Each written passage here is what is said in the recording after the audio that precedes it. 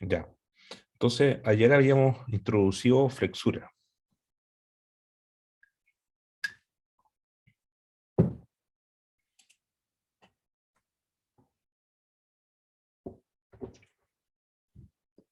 Eh, Como dijimos, teníamos una viga de largo L, espesor H, y mm, que está, digamos, empotrada en los extremos. Estaba firmada. Aquí no se ve muy bien el dibujo, pero supongan que ese punto está acá, fijo, y ese punto está por aquí, en el eje X, en Y igual 0, fijo. Entonces yo aplico una fuerza en el medio, vertical B sub A, y entonces empieza a deformarse la viga.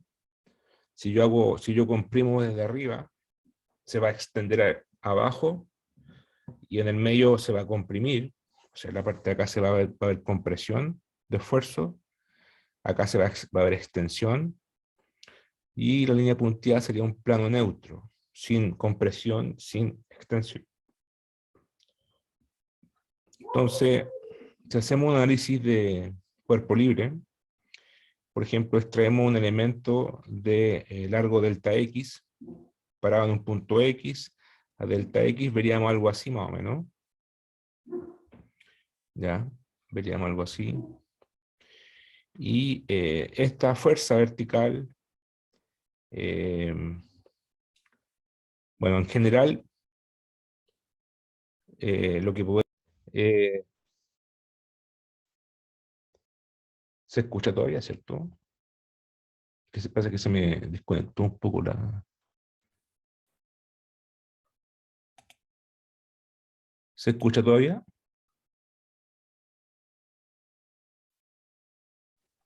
Sí, profe, pero se escucha medio cortado.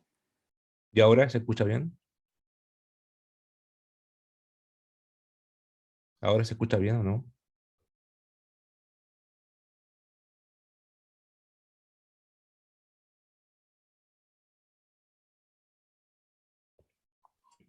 Aún sigue medio cortado, profe. Ya, a ver. Internet.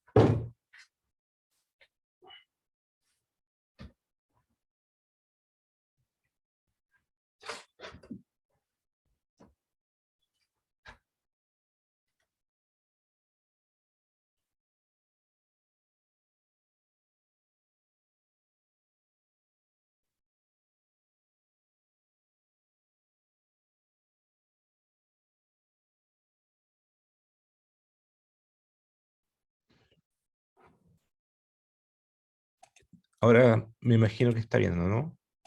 ¿Se escucha bien? Sí, profe, se escucha bien. Ya. Bueno, ustedes conocen cómo funciona Internet en Chile. Entonces estábamos aquí con la viga, entonces teníamos elemento delta X, X y delta X. Entonces, en general, podríamos tener una fuerza vertical. O sea, B son fuerzas verticales, son fuerzas, y Q son cargas. Las cargas, a diferencia de las fuerzas, son como esfuerzo, ¿ya? Y esas fuerzas son por unidad de largo. Las B y las P son por unidad de largo. Son newton sobre metro, y Q son newton sobre metro cuadrado. Entonces, en el fondo, si agarro un Q y lo multiplico por delta X, tendría toda la carga a lo largo de toda la viga, por ejemplo. ¿Ya? Estoy generalizando esto, por eso quizá acá el Q no aparezca, pero podría tener un Q. Y también unas fuerzas P, que son horizontales. Generalmente esas fuerzas P tienen que ser iguales y constantes, porque si no fueran iguales, se movería la placa y está estática, ¿ya? Por eso P es igual según X y según menos X. Lo otro es que el V, las fuerzas verticales, también, o sea, es como este un elemento de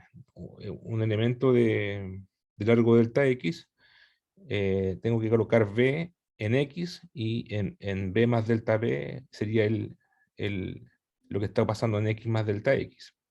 Lo mismo pasa con W. Si aquí es W, aquí en X más delta X tendría W, flexura W más W. Ustedes pueden ver al tiro que W aquí tiene que ser negativo, de modo que esto esté más angosto que acá. Ahora, y van en sentido contrario este B más delta B con este B, porque tienen que anularse entre sí para que quede estático. ¿Ya? Bueno, y también en general al hacer esto, ayer hablábamos que como esto es elástico, tiene una fibra elástica y genera un torque de flexión, M, que es la fuerza elástica que intenta volver a su estado original el cuerpo elástico al ser deformado. Entonces, aquí iría un M, por ejemplo, en X, según hacia adentro de la pantalla, y acá tendríamos un M más delta M en X más delta X, que iría perpendicular saliendo de la pantalla. Este entrando y este saliendo. Ya, se anulan entre sí. Entonces, en el fondo, lo que hay que hacer aquí es suma de fuerza igual 0 y suma de torque igual 0, de modo de, ocupando la segunda ley de Newton, y para que el cuerpo esté estático, ¿cierto? El cuerpo está estático y tenemos que ver cómo se deforma. Bueno, recordar que H es mucho menor que L, W es mucho menor que L, es de formación plana, es decir, estamos con epsilon zz igual 0, ya está contenido en el plano de la deformación, ya. Bueno, recordar que V es fuerza de corte o vertical por unidad de largo en I, Newton sobre metro. P, fuerza horizontal por unidad de largo constante. Q de X, carga vertical distribuida sobre la placa, Newton sobre metro cuadrado. M, torque de flexión que resulta de la tensión compresión de los esfuerzos de fibra elástica, que está por unidad de largo, Newton por metro sobre metro. ¿Ya? Entonces, por ejemplo, si hacemos fuerza, suma de fuerza igual, bueno, en X es trivial, es P igual P, no hay nada que hacer. Pero si hacemos suma de fuerza en Y, tendríamos que, por ejemplo, si Y es positivo para abajo, tendríamos B más delta B más delta B positivo, después tendríamos menos B negativo, y tendríamos otra fuerza más, que es Q de X, que es una carga, hay que multiplicarla por todo este largo, que es delta X, y va para abajo, o sea, sería positivo, más Q de X por delta X, y todo eso tiene que ser cero porque, porque está estático, no hay aceleración en Y. Entonces ahí tendríamos la primera ecuación, se van los V, y nos queda que de V a de X es igual a menos Q de X. ¿Ya? Ahora hay que hacer suma de torques igual 0. Bueno, acá hay hartos torques. Pero por ejemplo, si colocamos como positivo la dirección que va hacia adentro hacia afuera de de la pantalla, tendríamos M más delta M menos M, ¿cierto? Ahí quedaría M. O sea, ahí quedaría delta M, ya es que está ahí. Bueno, estos otros dos torques, P por menos delta B y B por delta X, por ejemplo, el P va así, y actúa sobre este brazo y este brazo, pero se van los dos, se restan entre sí, y queda el P menos delta W. Se me...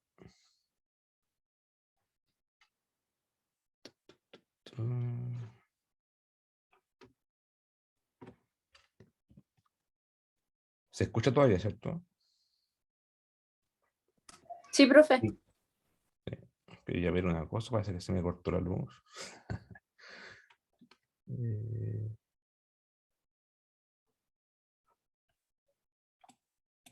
Sí, se cortó la luz. Pero no importa porque tengo batería. ¿Sí? Ya. Entonces... Claro, entonces aquí hay varios torques. En realidad, esto es un ejercicio de mecánica y va a tomar mucho tiempo hacer todos los torques, pero se puede dejar propuesto y lo que tienen que hacer es lo siguiente. Tienen que definir todas las fuerzas, por ejemplo, V según BJ tongo, P según I tongo, X vector según X y tongo, W según magnitud W según J tongo, ¿ya? Y hacen los productos cruz y suman, ¿ya? Suman, hacen los productos cruce, es un poquito largo, pero si lo hacen bien van a llegar a esto, ¿ya? Van a llegar a esta ecuación, la ecuación 2, en el cual esta es la suma de torque igual 0, notar que W es negativo porque aquí se acortó, y no tendrían problema en llegar a esto, ¿ya? Es un poco largo, así que no voy a avanzar para llegar luego a la ecuación diferencial. Pero ocupemos esta ecuación, entonces la ecuación 1 y 2, ¿ya? Entonces la ecuación 1 la puedo, bueno, puedo yo reemplazar, puedo dividir todo esto por delta X, por ejemplo. Me queda dm a de X, aquí me queda menos P por dB a de X y B, ¿cierto? Y puedo volver a derivar con respecto a X, de modo de ocupar esta ecuación, ¿ya? Entonces derivando con respecto a de X, con respecto a X, la ecuación 2, voy a llegar a esta ecuación, ¿ya? Entonces de esta forma eliminé el B, la fuerza vertical. Y nos queda la segunda derivada del torque igual a menos Q de X más P por la segunda derivada de W. ¿Ya? Ahora, esta es, digamos, la ecuación de elástica, pero aquí no aparece, o sea, aparece el W, pero aparece un M, que me molesta un poco. Así que tengo que encontrar cuánto vale M. ¿Ya? Entonces, para calcular M, en función de W, vamos a observar una viga, aquí tenemos la viga, en compresión, ¿cierto? Entonces, abajo, acá tenemos compresión o tensión, aquí abajo.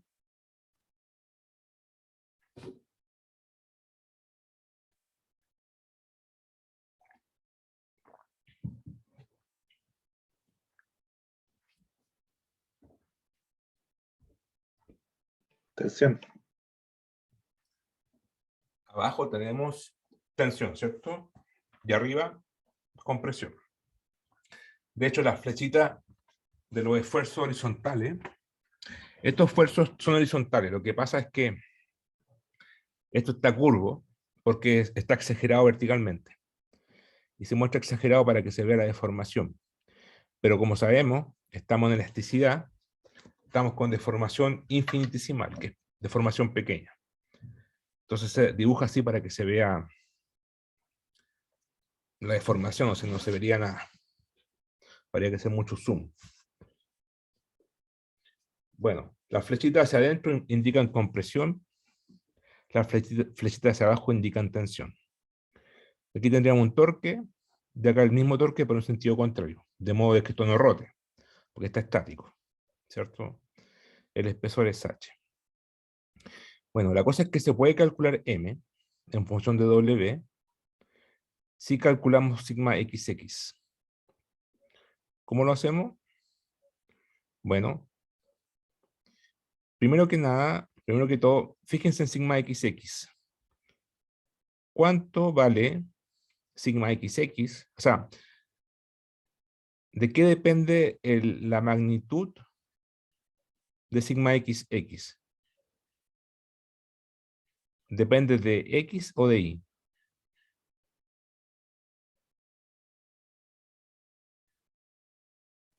Entonces, claro, yo sé que esto parece oblicuo, ¿cierto? Esto confunde. A ver, voy a hacer un dibujo.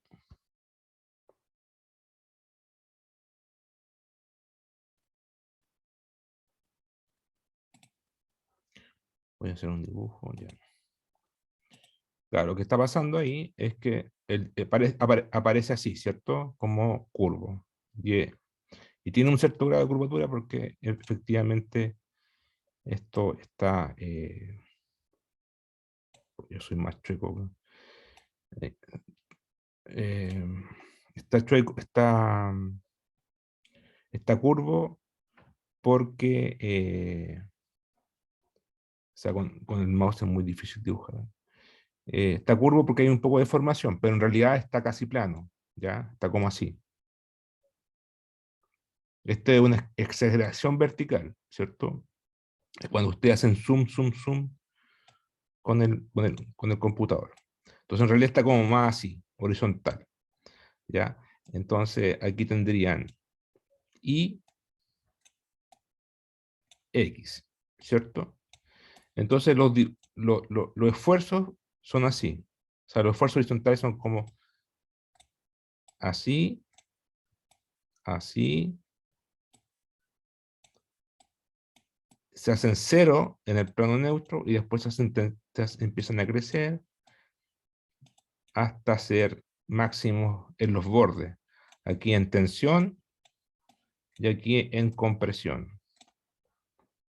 Entonces, con esta configuración, sigma XX es función de qué?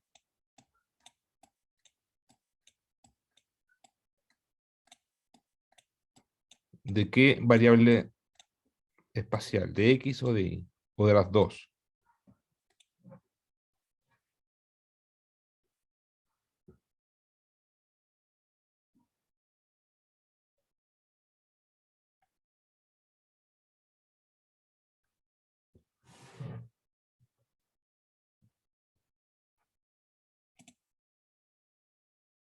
De Y. De Y, ¿cierto? Solamente de Y, porque según Y crece su magnitud o decrece. Según X da lo mismo. Entonces, volviendo al problema,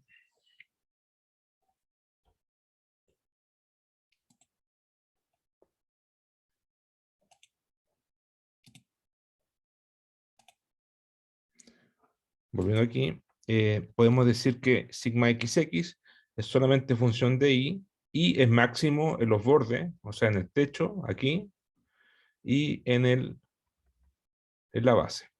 O sea, ahí está. Y,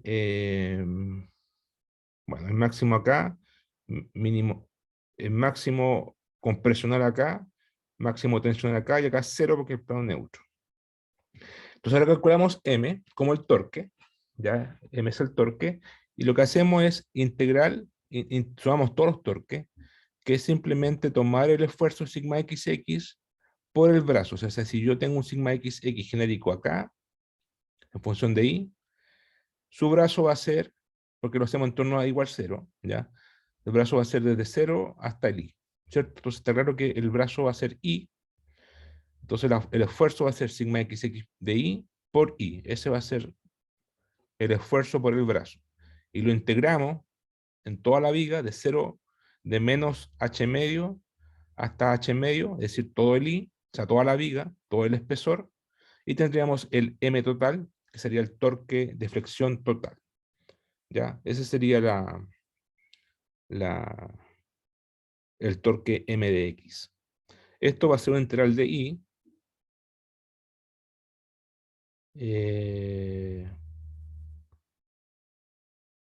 Claro, pero ahora hay que calcular cuánto vale sigma XX de I.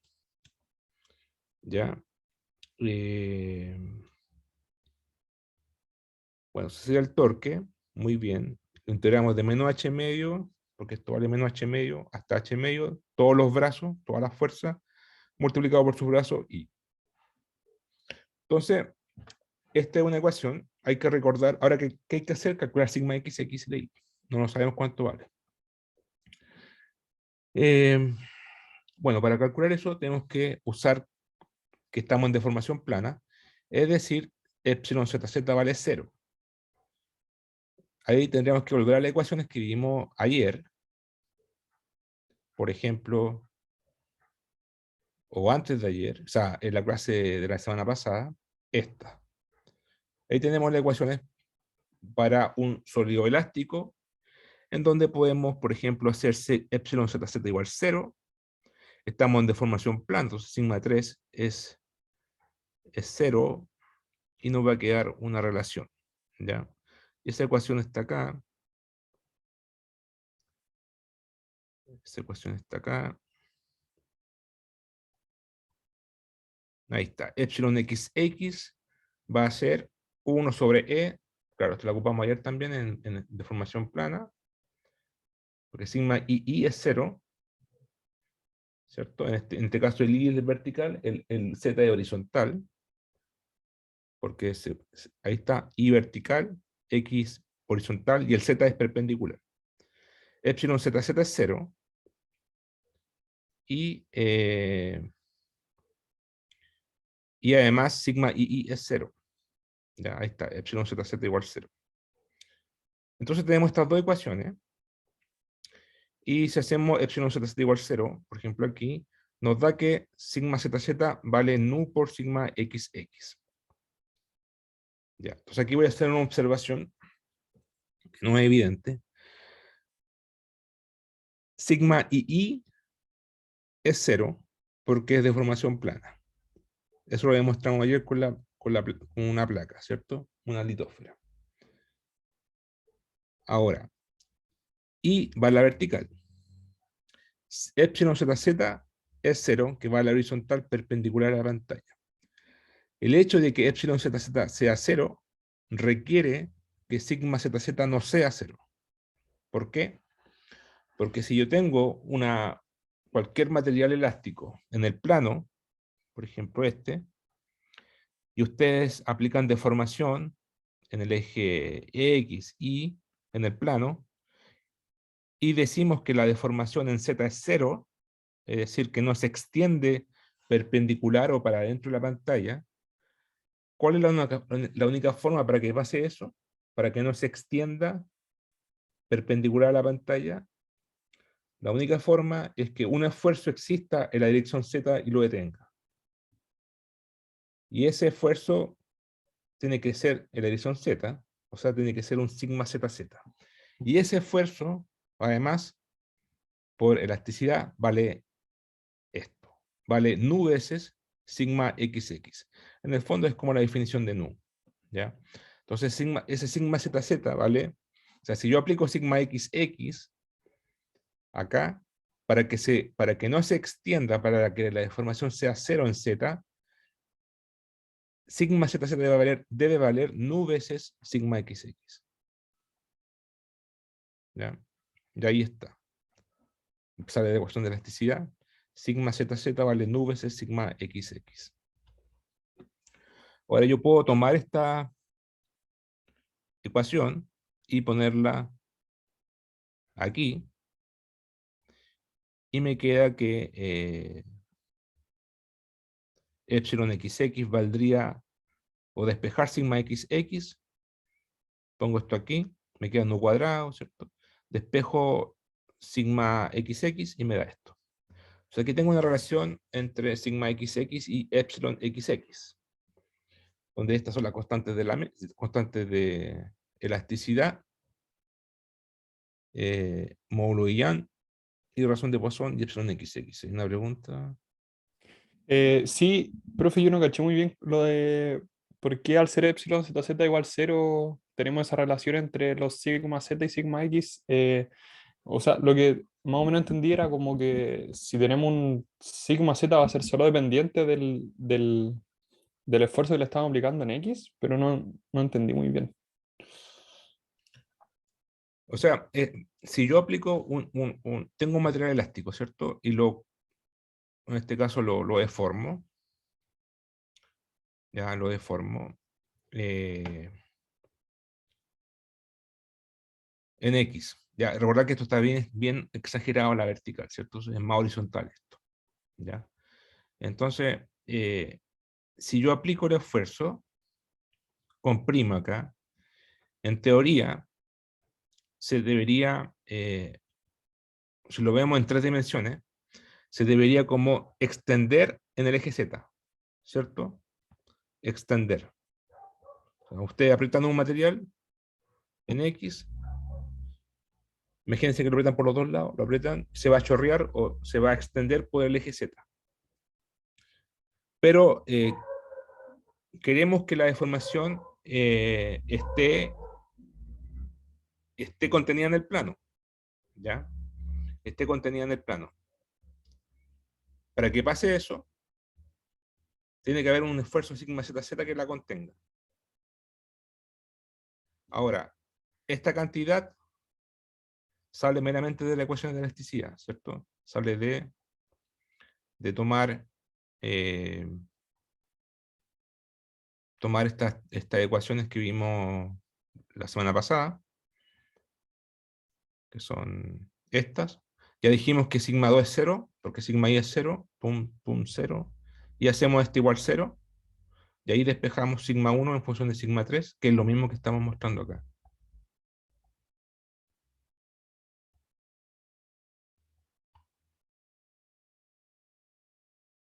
Que es lo mismo que estamos mostrando acá. Ahí. ¿Ya? Entonces, no hay esfuerzo normal en la superficie, ¿cierto? La placa es muy delgada, por eso son esfuerzos planos, sigma II igual 0. Esto es sigma XX nomás, y poca deformación, se desprecia el sigma II, por eso es deformación plana, y la deformación está contenida en el plano. La deformación está contenida en el plano. Entonces, epsilon ZZ es 0. No sé si quedó claro o no. Sí, sí, profe, caché. Gracias. Ahí queda en el plano. Entonces tenemos esta relación. Entonces, bueno, tenemos epsilon XX, lo podemos reemplazar acá, pero nos va a quedar, ya, saco esta constante para afuera de la integral, y me va a quedar un i, este i viene de acá, pero me va a quedar un epsilon XX. Ya, y el epsilon XX no sé cuánto vale. Así que cuando se el epsilon XX, en la deformación en X, estaría listo para calcular el torque. Bueno, ¿cuánto vale epsilon XX? Si tenemos la viga deformada, ahí está la viga deformada, largo L, ya, largo L, tendríamos usted una curva, ¿cierto? Tendría un centro de radio de circunferencia, o de radio de curvatura. Si tiene aquí una curvatura, tiene un radio asociado de curvatura, ¿cierto? Entonces, vamos a hacer un poco de geometría euclidiana. Si este es el ángulo φ, esto es L, ¿ya? Entonces, el sigma X, el epsilon XX, al aplicarle el esfuerzo sigma XX, debiese ser delta L dividido por L. O sea, largo final menos largo inicial. Largo inicial es todo este L, ¿cierto? Es el largo final, o sea, largo inicial. Largo final es lo que se estiró, le ponemos negativo porque se comprimió acá arriba, ¿ya? Pues eso es negativo. Entonces se comprimió, le ponemos menos delta L. Entonces, eso es por definición de esfuerzo de deformación en X, ¿cierto? Es largo final menos largo inicial dividido por el largo inicial. Como es compresional, le pusimos el menos, porque se achicó, digamos, porque delta L es negativo. Entonces, bien, calculemos cuánto vale delta L con semejanza de triángulo. Ahora, si proyectamos delta L acá, hacemos acá, este triángulo que está aquí es semejante al de acá. Lo que pasa, yo sé que se ve raro porque está curvo. Entonces, de nuevo, todas estas curvaturas que ponemos aquí son pequeñas, ¿ya? Entonces se pueden aproximar a un plano. ¿Por qué? Porque la deformación es elástica infinitesimal. Entonces, pueden ignorar esas curvaturas que están acá y pueden dibujarlo como recto. O sea, podrían hacerlo así en, en un cuaderno, no sé. Podrían hacer así. Podrían hacerlo como así.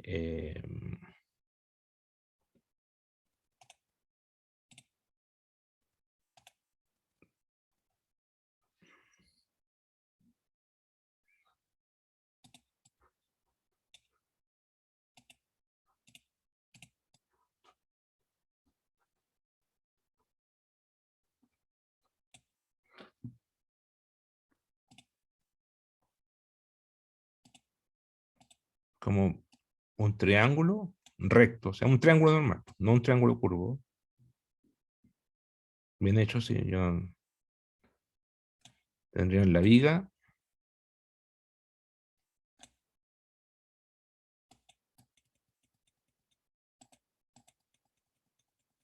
Y tendrían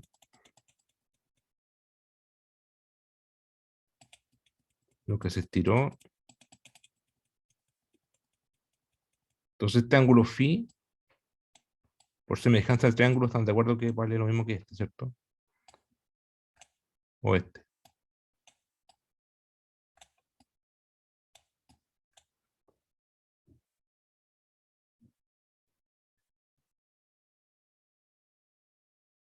¿Cierto?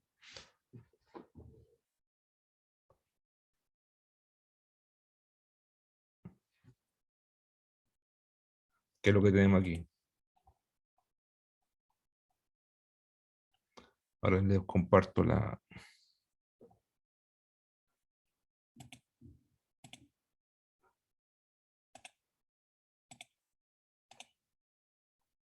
¿Qué es lo que tenemos aquí? Ya, phi, phi. ¿Ya? Pueden hacer el ejercicio de geometría. Semejanza de triángulo. Entonces pueden decir que si este phi es a phi, entonces podemos decir que si R por phi es igual a L, ¿cierto? Entonces, este, este delta L, ¿ya? Porque esto sería I medido desde acá, ¿cierto? Porque recordar el sistema de coordenadas, está el 0, igual 0, I para arriba, entonces sería I,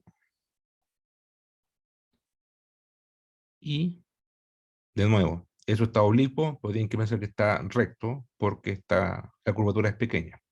Entonces, de hecho, claro, si este es el rayo va así, entonces el I va a ir ahí, ¿cierto? Entonces sería I, o menos I, si ponemos el negativo arriba, delta L es I por phi.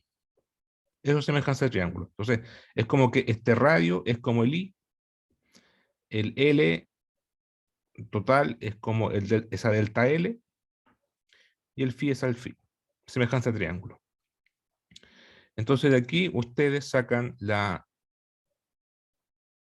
podemos menos I porque es contracción, y de aquí ustedes eliminan el phi, y les queda que 1 sobre R es delta L A menos I. ¿Ya? Y esto, ya dijimos que epsilon XX es menos delta L a L, por lo tanto, despejamos aquí delta L a L, entonces es I a R. ¿Ya? Entonces, conclusión, la deformación en X es I a R, donde R es el radio de curvatura. ¿Ya? El radio de curvatura se puede calcular fácilmente, porque toda esta es una función W de X, ¿cierto? El radio de curvatura se calcula así. Se calcula como menos 1 más la primera derivada al cuadrado, elevado a 3 medios, sobre la segunda derivada. Ya dijimos ayer que esto es deformación pequeña, esto de B a de X es una deformación, al cuadrado se puede despreciar. Entonces nos queda menos 1 sobre la segunda derivada de W. Conclusión, el radio inverso vale, o la segunda derivada de W vale menos 1 sobre R. Y por lo tanto ya de aquí podemos despejar R, lo colocamos aquí, y tenemos epsilon XX.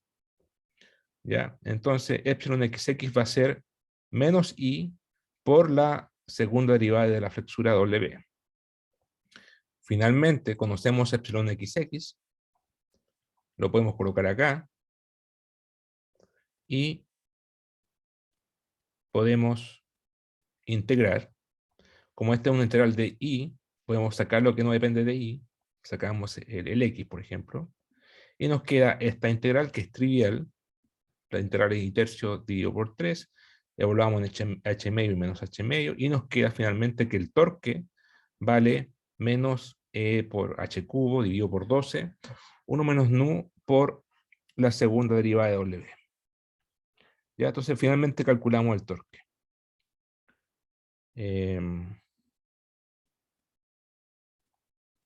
Ahora, si calculamos el torque, podemos ver que depende de X, ¿cierto?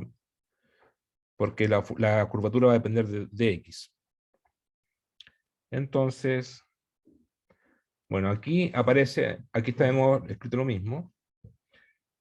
Y aquí,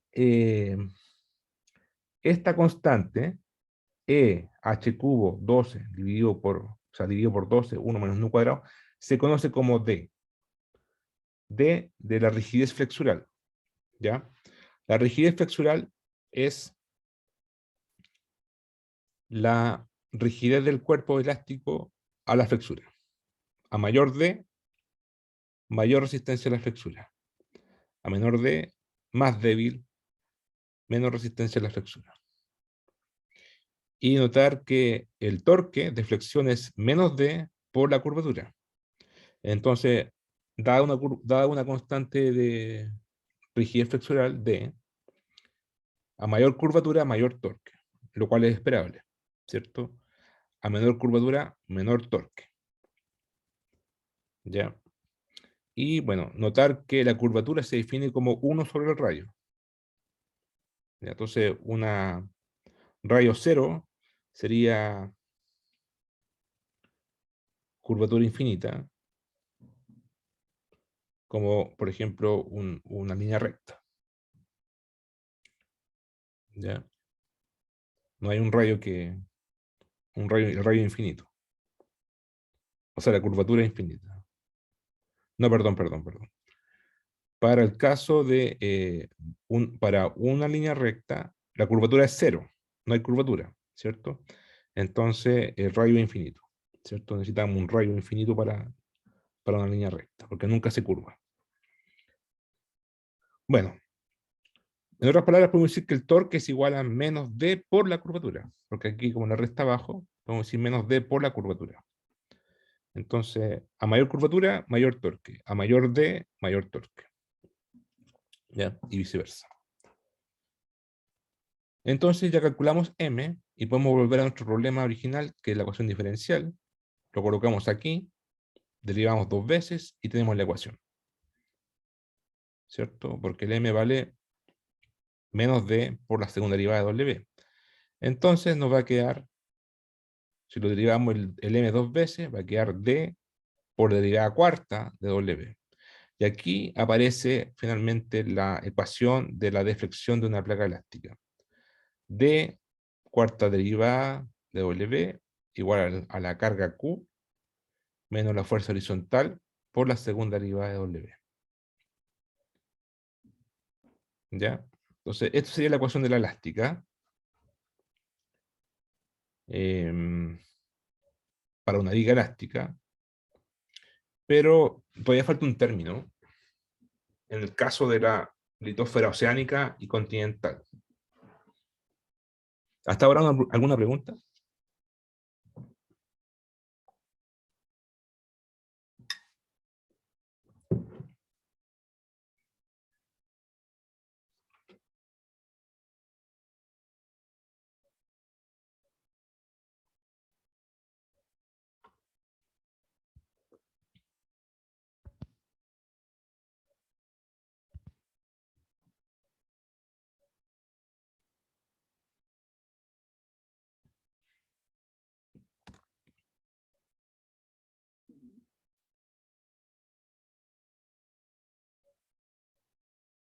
Ya, entonces,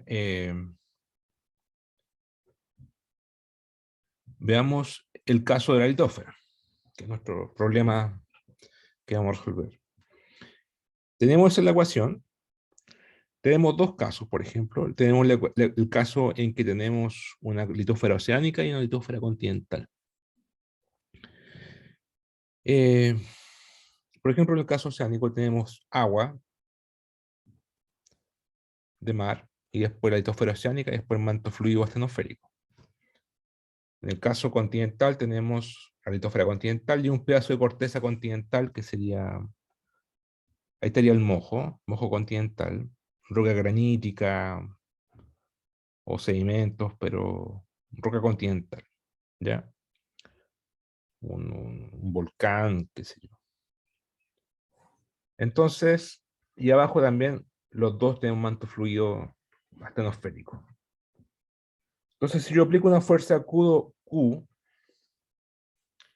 o sea, una carga, ya sea por un monte submarino, cualquier carga, carga de sedimento, ¿qué va a pasar con la litósfera? Se va a deformar. Se va a deformar. Una flexura W. Y como todo esto es elástico, se deforma lo mismo que se deforma aquí, se deforma acá. Paralelo. Coherente. Homogéneo. ¿Ya? Cuando yo hago esto, estoy reemplazando un material que tenía manto por agua, ¿cierto? Y acá estoy reemplazando un material que tenía manto por manto. Acá estoy reemplazando un material que tenía manto por corteza. Y acá manto por manto. Pero la conclusión es que al hacer este reemplazo por el principio de Arquímedes, estoy haciendo que el contraste de densidad entre el manto y la corteza produzca una fuerza de empuje. O acá, el contraste de densidad entre el manto y el agua produzca una fuerza de empuje. Claro, el principio, esto voy a repasar un poco el principio de Arquímedes, que dice lo siguiente. El peso efectivo, bueno, el peso de cualquier cuerpo dentro de un fluido es distinto que en el aire, ¿cierto? Ustedes no pasan lo mismo en el agua que en el aire. El peso efectivo dentro del fluido es el peso en el aire menos la fuerza de empuje.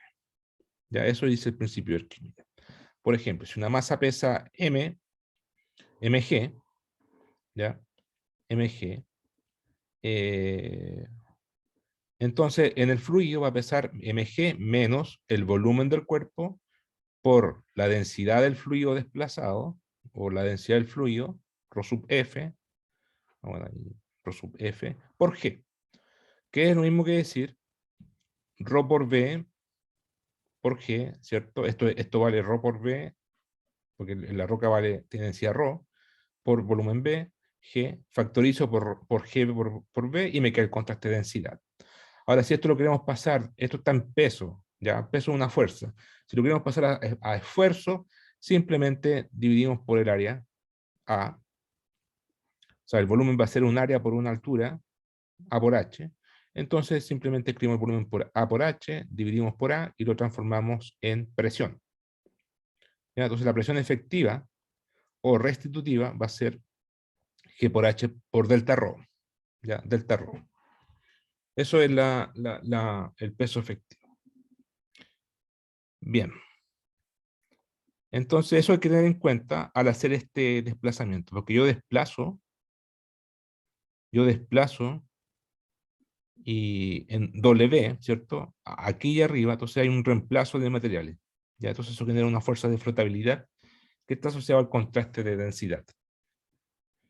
Bueno, en el caso, claro, y ahí aparece la presión restitutiva. En el caso de la litósfera, reemplazo agua por manto. Por lo tanto, el delta ρ va a ser delta manto menos rho agua, ¿cierto? G por W. Ese sería la fuerza restitutiva, en el caso de la litosfera oceánica. En el caso continental, estoy reemplazando manto por corteza, por lo tanto el delta rho va a ser manto menos corteza. ¿Ya? Si tuviera sedimentos, por ejemplo, sería manto menos rho de sedimento. ¿Ya? Luego, este término tiene que agregarse a la ecuación si estoy resolviendo un problema de litosfera oceánica o estoy resolviendo un problema de litosfera continental. Entonces, para la litosfera oceánica, la carga efectiva va a ser Q de X menos GW de X delta rho, o rho manto menos rho agua. En el caso continental, la carga efectiva va a ser Q de X menos GW de X rho M menos rho C.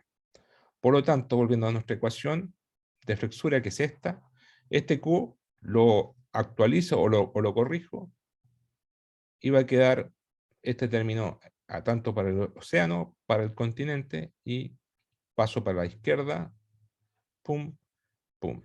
Caso oceánico, caso continental. Entonces, en resumen, esta es la ecuación diferencial que tenemos que resolver para el caso oceánico, y esta es la ecuación diferencial que tenemos que resolver para el caso continental. Son iguales, aquí simplemente el delta rho varía nomás. El delta rho es una constante. Entonces aquí pueden poner delta rho oceánico, delta rho continental. Si estamos resolviendo una cuenca sedimentaria, sería delta rho entre la corteza, entre el manto y el sedimento. Entonces hay que ver el contexto, pero es G por W por un delta rho. ¿Ya?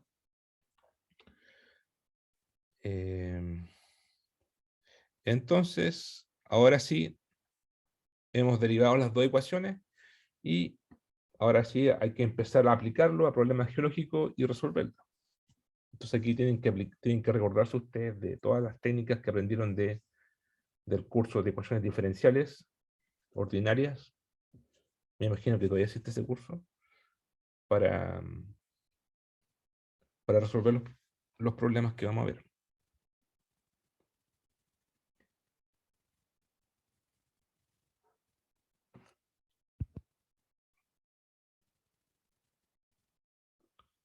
Entonces,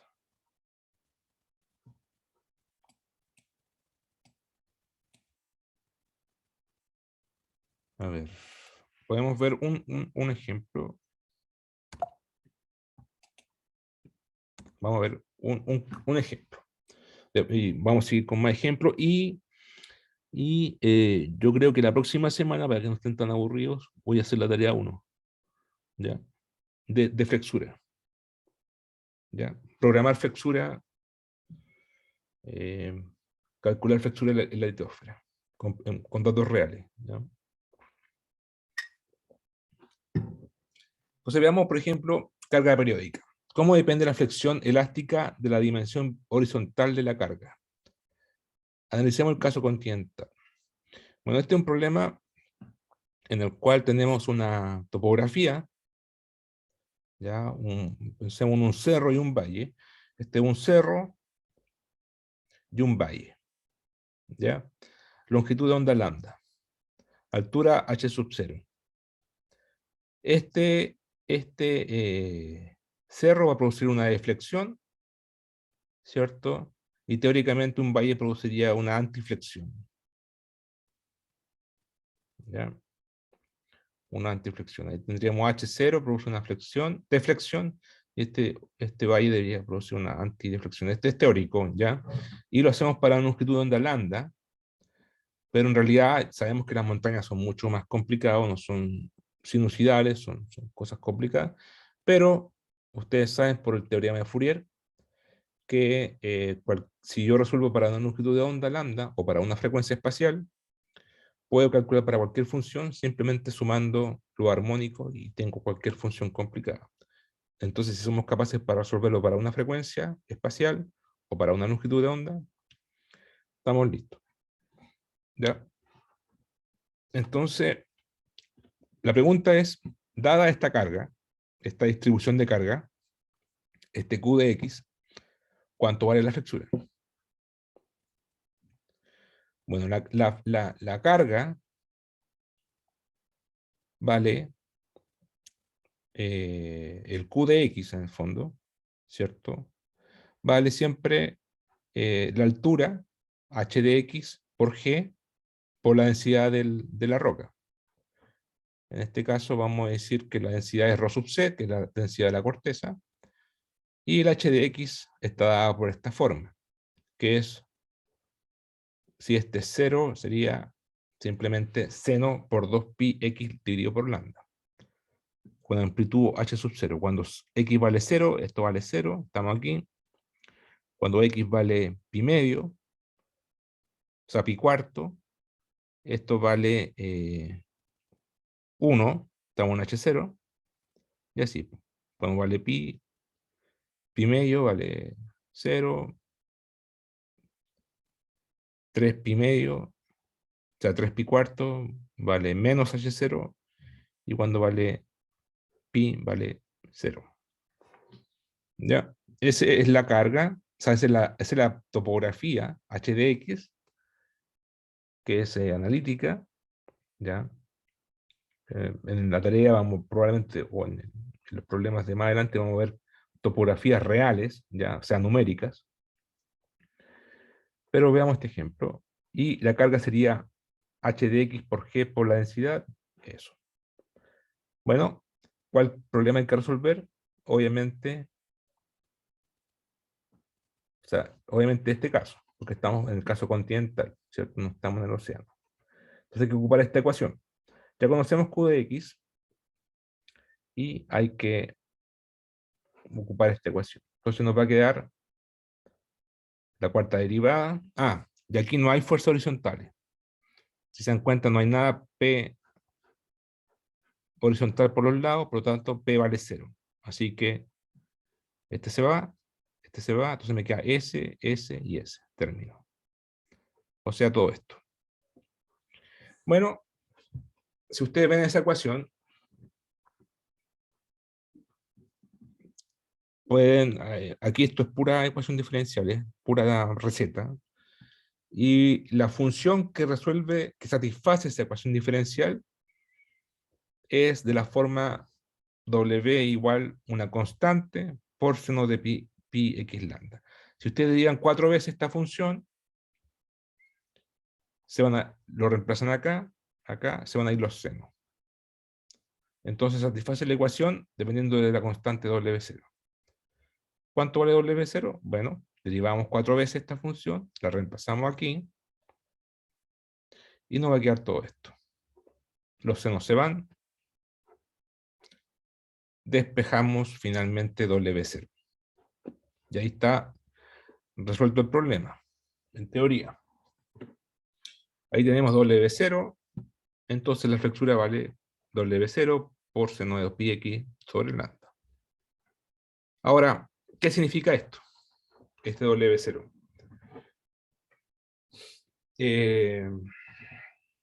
Bueno,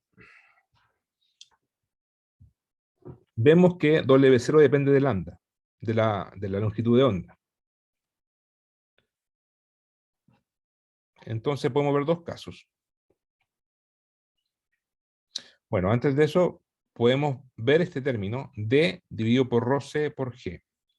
Si ustedes, aquí esto es adimensional, está elevado al cuadrado, pero si ustedes a esto le aplicaran la raíz cuarta, ¿ya? A la raíz cuarta de este término, o sea, el término D dividido por ρc por G raíz cuarta, si ustedes ven la longitud de ondas de esto, recuerden que D tiene unidades de módulo de Young, o sea, pascales, por h cubo, o sea, pascales por metro cúbico, es decir, newton por metro, torque. ¿Ya? Entonces, si ustedes reemplazan acá y hacen el análisis con la densidad, con el G, y aplican raíz cuarta, le va a dar que esto tiene unidades de largo, longitud. ¿Ya? Y esta cantidad se conoce, bueno, aquí dice Rho sub C, podría ser delta Rho también, da lo mismo, ¿ya? Sigue siendo el mismo significado físico. Esta cantidad tiene unidades de longitud y es proporcional a la longitud de onda natural de la flexura de la litósfera. ¿Ya? ¿Qué significa eso? ¿Qué significa que esa cantidad sea proporcional a la longitud natural de la flexura de la litósfera? Significa que esta carga Q produce una flexura, que está dibujada así, ahí. Esta flexura también tiene longitud de onda, ¿ya? Que no tiene por qué ser igual a lambda, ¿ya? En general, dependiendo de o sea, aplico cualquier tipo de esfuerzo, puede tener una flexura y esa flexura tiene su longitud de onda natural. Bueno, esa longitud de onda natural es proporcional a esta cantidad. ¿Ya? Eso es lo que quería decir. En el fondo, dependiendo de D, y de la densidad también, pero principalmente de D, de la flexura de rigidez, es la longitud de onda que adquiere la flexura. ¿Ya? Entonces yo lo puedo preguntar al tiro. Si la litósfera es fuerte, rígida, ¿su longitud de onda de flexura va a ser larga o corta?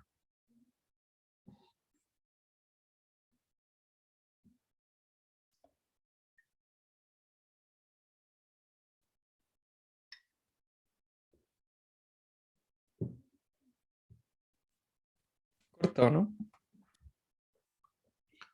¿Perdón? ¿Corta?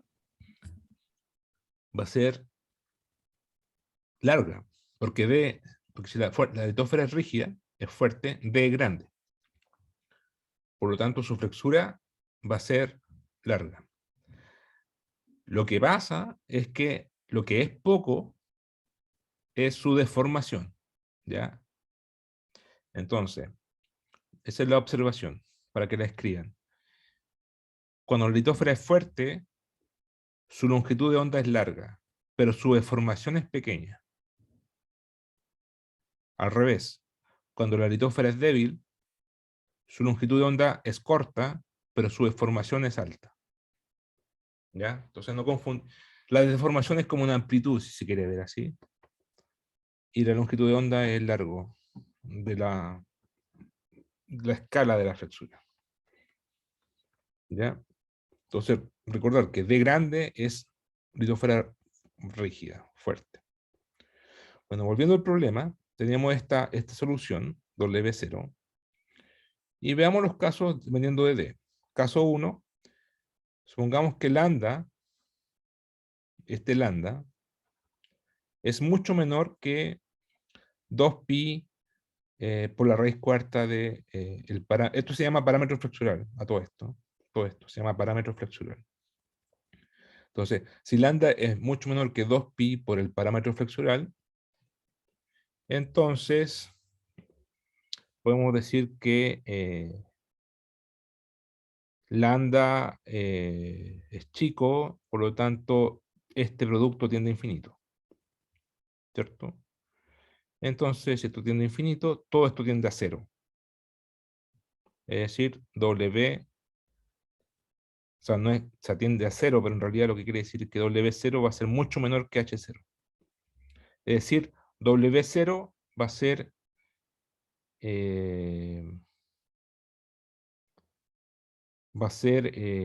claro, va a ser mucho menor que H sub 0, cercano, va a ser pequeño, eso quiere decir, que la flexura va a ser pequeña. ¿Ya? Si lambda, entonces habría poca deflexión. ¿Ya? ¿Tiene sentido eso?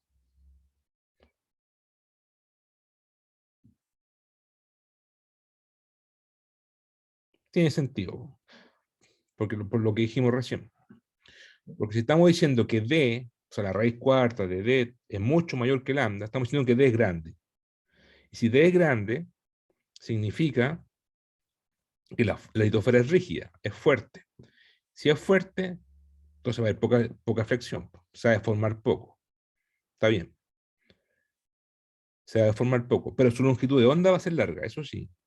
Su longitud de onda natural de la flexura va a ser larga, pero con deformación pequeña. Es decir, la amplitud de la deformación va a ser poca, ya va a ser propagada en el espacio, pero su magnitud en amplitud va a ser muy poca. Eso quiere decir el caso 1. El caso 2 es que si lambda es mucho mayor que 2pi raíz de cuarta de d rho c g. Este caso. En el fondo es cuando, esto es lo mismo que decir que d es pequeño, ¿ya? Que d es pequeño comparado con lambda. En este caso, esta cantidad, como d es pequeño, va a tender a 0, ¿cierto? Esto va a tender a 0. Entonces acá nos va a quedar esto 0. Entonces nos va a quedar que W0 va a valer exactamente H0 dividido por ρm dividido por ρc menos 1. Es decir, va a valer esto. H0 por ρc, bueno, aquí lo ordeno un poco. H0, ρm menos ρc menos 1, o sea, esto. ¿Ya? Esto se conoce como W0 infinito, como una notación. Y esa flexura, que es bastante específica, si ustedes recuerdan, el curso de Geofísica General corresponde a una flexura tipo compensación isostática de Airy. ¿Qué isostasia? Significa que para un nivel de compensación, un nivel de profundidad, el peso es igual. Por ejemplo, si yo tengo una columna, me paro en esta profundidad, comparo con otra columna, el peso de aquí es igual al peso de acá. Entonces, por ejemplo, si yo tengo aquí la litósfera, tengo un cerro de altura H0 como nuestro problema, aquí tengo la superficie, y aquí esta altura va a producir una raíz cortical W, y acá va a seguir en en equilibrio normal. Entonces, el peso que voy a sentir aquí para compensar esta raíz, o sea, esta altura, produce una raíz de compensación. Y el peso aquí es igual al peso acá. Entonces, si ustedes hacían el cálculo, ¿cierto? Hacían el cálculo H0 por G por ρ sub C más H sub C por... A ver, no lo tengo escrito. Pero ustedes se acuerdan. H sub 0 por ρ sub C más H sub C por ρ sub C más W o W0 por H sub C igual 0 más H sub C por ρ sub M, perdón, por ρ sub C, y después más W0 por ρ sub M, hacían esa igualdad, despejaban y encontraban que W0 vale esto. Que es isostasia. ¿Ya? Isostasia. Ustedes tienen varios problemas de eso en geofísica general. Entonces, conclusión. Cuando D es pequeño, esto es lo que tiene que quedar claro. Cuando D es pequeño, cuando la rigidez flexural es pequeña, entonces tenemos isostasia. Isostasia es como decir que la litósfera es lo más débil posible, de modo de que su flexura no tiene ninguna resistencia y se deforma isostáticamente. Isostasia también se conoce como deformación local, compensación local isostática. Es decir, no hay amplitud aquí, la amplitud perdón, no hay longitud de onda, es local, punto a punto es local. Y la flexura no tiene ninguna resistencia, y esta es la flexura isostática, que es lo máximo que se puede formar. ¿Ya? Entonces, isostasia es como la máxima flexura, en el fondo. Por eso es infinita. W0 infinito. Es como, isostasia es equivalente a decir D igual 0. Es decir, cero resistencia a la deformación. Cero rigidez a la deformación. Ya, se deforma totalmente isostáticamente. ¿Ya? Este valor, lo que está acá, el ρ sub m medido por ρ sub c menos 1, debe ser algo así como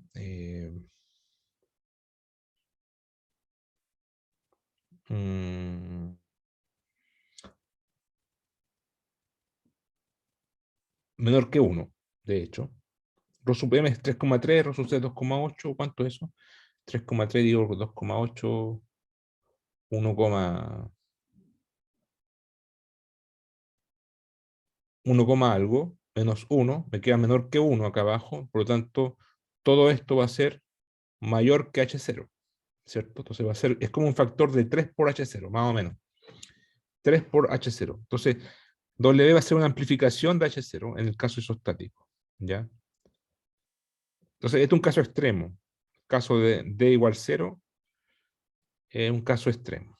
Entonces, uno podría ahora definir una variable C, que es el grado de compensación, que es W0 dividido por el caso isostático, que es el caso isostático, y W0 es lo que está acá.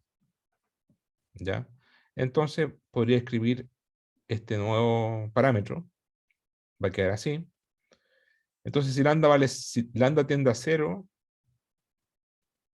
C tiende a 0, si lambda tiende a infinito, C tiende a 1.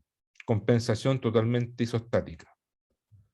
Claro, esto, lambda a infinito es como decir lambda mayor que D, mucho mayor que D. O sea, D es muy pequeña. Y lambda tendiendo a 0 es como decir D es muy grande. Cero compensación. Cero compensación de que no hay ninguna raíz. Si verificamos este parámetro C en función de lambda dividido por 2pi, este nuevo parámetro adimensional, ¿ya? Lambda G por delta rho, dividido por D, de rho m menor sub C, raíz cuarta. Esto es el parámetro aquí está como delta rho, ¿ya? El parámetro de flexural. Esto es adimensional, porque tiene unidades de 1 sobre largo, está al revés. Es para graficarlo adimensionalmente. El Turcotte en Schubert, el libro que espero que ya hayan bajado y empezado a leer, siempre grafica las cosas adimensionales. ¿Ya? Entonces aquí vemos el grado de C, o sea, el grado de compensación C, que es esta curva. Entonces, cuando lambda tiende a 0, significa que D es grande, es muy grande, entonces no hay ninguna compensación, por eso C igual 0. No hay compensación, que no haya compensación significa que no hay raíz, ¿ya? Que no hay flexura, eso significa. Si lambda es grande, y D es pequeño, entonces tenemos 100% o un C igual 1 de compensación totalmente isostática. ¿Ya? Y si estamos entre medio, tenemos 50% isostática para este caso, o 50% isostática si estamos, va a depender. Por ejemplo, si tomamos H0 igual 25 kilómetros, un módulo de Young de 700 gigapascales, Nu 0,25, la corteza, densidad de la corteza 2800, densidad del manto 3300 y un lambda de 420, tendríamos C,0,5, que es un 50% de compensación. Entonces, para lambda pequeño, estamos en la parte, nos vamos al régimen elástico. Mientras más cercano a cero es más elástico, ¿ya? Entre medio es parcialmente elástico, si se quiere ver, aquí es totalmente elástico y acá es totalmente isostático, ¿ya? Entonces, superelástico es como lo opuesto de superisostático y viceversa. Sí, con poca elasticidad es como isostático, ¿ya? Eso significa. Entonces, es una un parámetro que sirve para ver el grado de compensación, cómo afecta la longitud de onda a la flexura. ¿Ya? Pero bueno, vamos a ver más ejemplos de esto. Vamos a aplicar la ecuación de flexura, esta que está acá. O sea, de aquí nace todo. De aquí nace todo. Hay que resolver esta ecuación para poner bien las condiciones de borde, calcular bien la flexura, graficarla y interpretar la longitud de onda y la amplitud. Y ver cómo afecta la rigidez flexural a la flexura. ¿Ya? Así que, bueno, este es un ejemplo, pero hay ejemplos que son más realistas que este. ¿Ya? Vamos a ver, por ejemplo, la próxima semana el problema de un volcán submarino, ¿ya? Y en la zona de subducción, el bending, un volcán submarino con topografía real. Vamos a ver el bending también, el folding también, ¿ya? La zona de subducción, etc. Y voy a trabajar la tarea 1 para que... Y está una semana 3 ya. ¿Ya? Entonces, dejaré la clase hasta acá. ¿Alguna pregunta, comentario? Profe, yo le quería pedir si podría subir la fecha de los controles cuando pueda, como para Sí. organizar. Ya yo voy a proponer fechas para la próxima semana. Claro. Recuerden que el control 13 es la fecha del examen. Entonces hay que fijar dos controles, control 1 y 2. Ahora, yo no sé si ustedes lo pueden discutir entre ustedes, pero yo me imagino que a ustedes les preferirían un control un miércoles, ¿o no? En vez de un jueves, ¿o no? ¿O me equivoco? ¿Por qué les pregunto? Porque el miércoles, después de esta hora, es horario libre. Entonces, si falta tiempo, o le da lo mismo. No, sí, mejor un miércoles entonces. Pero igual discutan ustedes. Es un Porque, buen punto, profe. Sí, yo sí, también sí, preferiría miércoles. sí. Pero igual discutan entre ustedes porque parece que hay un alumno que tiene laboratorio, ¿eh? Pero puede hacer la excepción un día. Entonces no sé. ¿Ya? Igual, o sea, igual lo podemos conversar la próxima semana, lo pueden ustedes discutir entre ustedes. Pero generalmente yo sé que les conviene. ¿Qué prefieren por los tiempos? Ahora tampoco voy a hacer los controles tan largos, voy a hacer un control razonable para que sea terminado en 1 hora y media, pero siempre falta tiempo. Ya, pues, igual hablamos más la próxima semana.